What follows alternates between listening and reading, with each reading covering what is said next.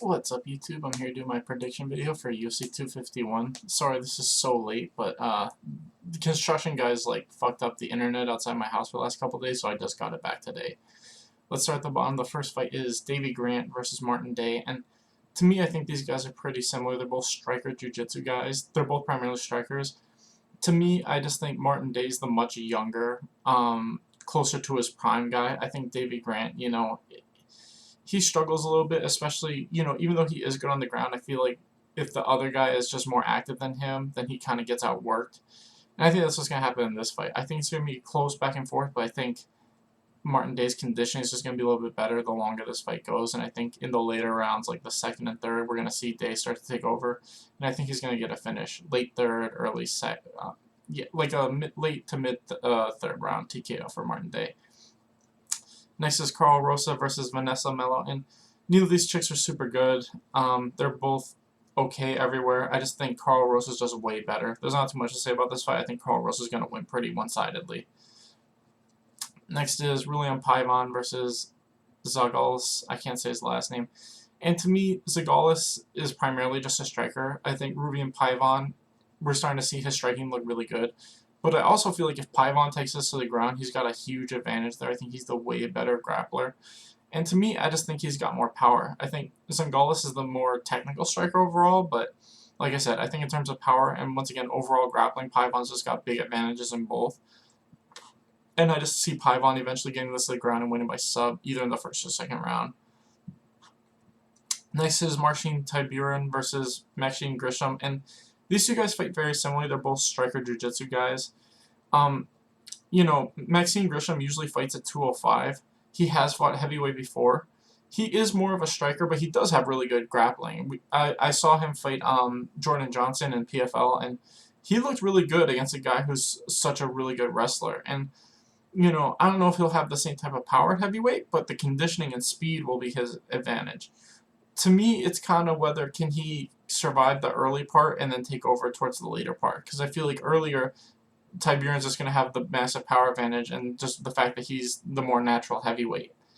I am leaning towards Grisham. I just like him a lot more. I feel like he's been fighting a lot longer. I think, he's a really solid, vet. And as long as he doesn't get caught early, I just like him in the longer terms of this fight. So I'm going with Grisham to win by second or third round finish.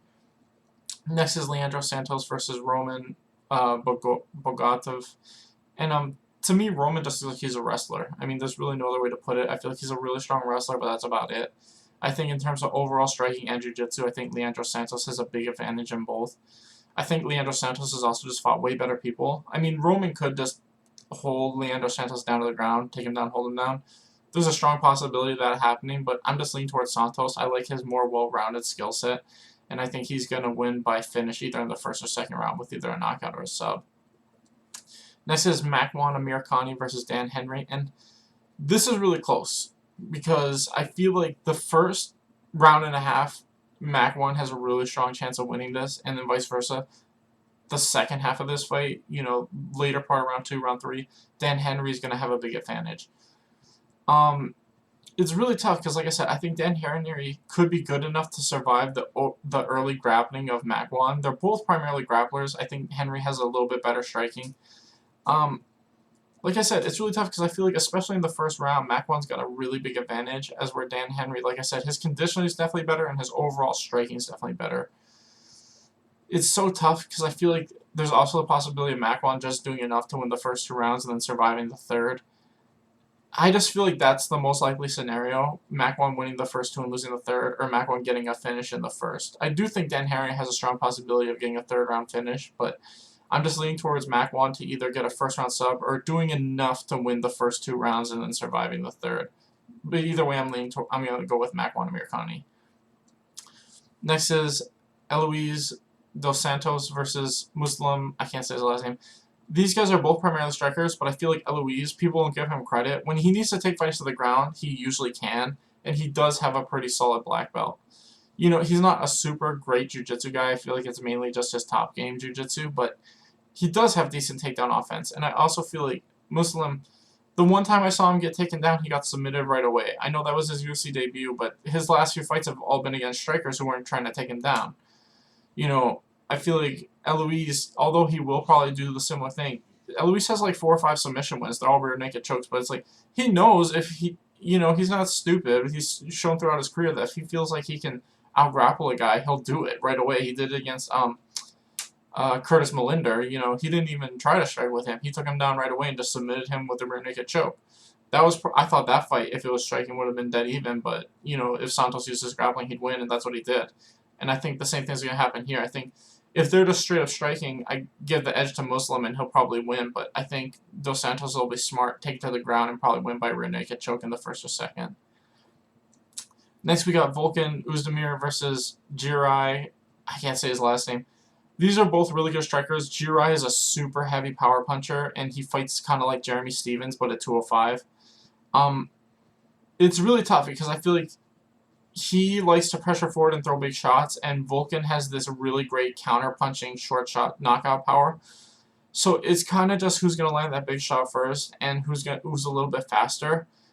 I'm leaning towards Volkan just because if it is those tight exchange striking things, I feel like Jirai just throws a little bit wider, as where Volkan throws these short, quick power shots on the inside that have like one punch knockout power. And because his punches are just a little bit shorter, I think he's going to get there a little bit quicker. So I'm leaning towards Volkan. But I do think this is going to be a first round KO either way it goes. I think it's just whoever lands that first big strike.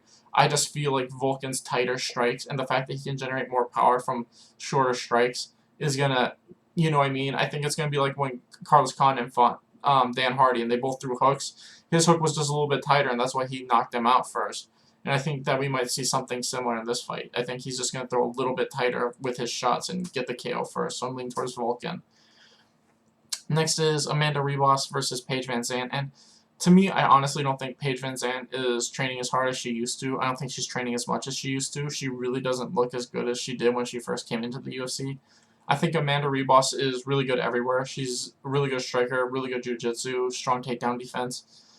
The only place I see Paige winning this fight is if she's on top in like mount. Like Paige really is one. She kind of reminds me of Kevin Lee in that sense, where it's like if she does mount people, she's really great at just firing off huge shots. But other than that, I think Ribas is better everywhere. I think overall on the ground, Ribas is better on top or on bottom, and I think in terms of overall kickboxing, she's better. I also don't think Ribas is going to really try to wrestle that much. I think it'll be Paige, and I think that if Ribas is just sticking to the fundamentals, she'll outpoint Paige. Like I said, if Paige is able to take Ribas down and end up in mount, she could absolutely TKO her. She can TKO almost anybody if she's mounted on top of them, like Kevin Lee. But just like Kevin Lee, I think most of the areas of the fight, I think Ribas is better, and I think that Ribas is probably going to keep it on the feet and just outpoint her for 3 rounds and win a 30-27 decision. Next is Jessica Andrade versus Rose Namajunas, and I think this fight's going to look a lot like the first fight. I just think that it ended abruptly, but I thought that the tide was starting to turn. I think that Jessica Andrade's biggest strength is just her constant forward pressure. She loses the first round all the time. Like, people seem to think that was the first time that ever happened. Her last, 2 or 3 wins before that fight, I thought she lost the first round and then came back and won the second and third super strong. When she fought Claudia Gadelha and Tisha Torres, and there was one other chick. This is something that happens. Her style is this very aggressive, wrestling, high-volume striking, ground and pound style, where a lot of times the first round, the other chick is able to avoid her and just outpoint her. But then they start to gas, and I think that's what happened when she fought Rose. Rose was starting to get tired, and she wasn't able to get away as well in the second. And I would have loved, even if that knockout didn't happen, I would have loved to see that fight go longer, because I feel like I said, that's how Jessica fights. She loses the first round and then comes on stronger and stronger every round. That's why she lost to the Chinese chick. I felt like she just got caught in the first. If that had gone longer, who knows what would have happened. And this is what I feel like in this fight. I think Andrade loses the first, but I think she might get a second or third round finish just because of her pressure. So I'm going with Andrade to win by TKO in either the second or third round. Next is Peter Yan versus Jose Aldo, and I'm leaning towards Aldo. I think this is going to be a kickboxing match the whole time it lasts, from start to finish. This is for the vacant bantamweight belt. And to me, my biggest fear of Peter Yan was in his last fight against Jimmy Rivera, or the fight before last, he was losing the majority of that fight. It's just he caught Jimmy Rivera at the end of the rounds and knocked him down and stole the rounds. But if he didn't do that at the last 20-30 seconds of the first and second round, he would have lost a clear 29-28 decision. And I feel like if Jimmy Rivera could outstrike Peter, I feel like Jose Aldo absolutely could. The only thing is the conditioning.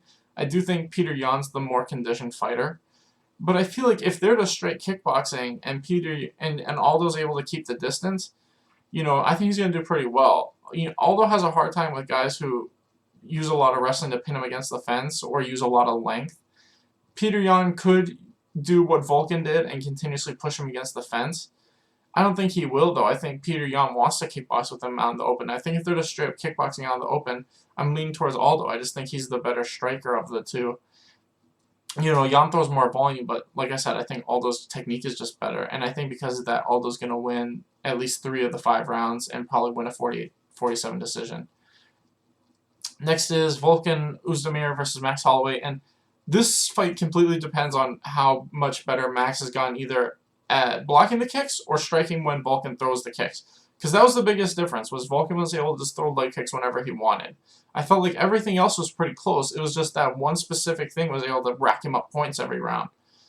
If Max has found a way to deal with that specific thing, then I think this fight will be way closer. Because the first fight, it was competitive, but the kicks were just what was edging him out all the rounds. And it's like, Max needs to either do what Vanderlei would do, which is throw a combo after some guy throws a kick, or he needs to just work on checking them, like Chris Weidman, and block him with the knee, make it hurt.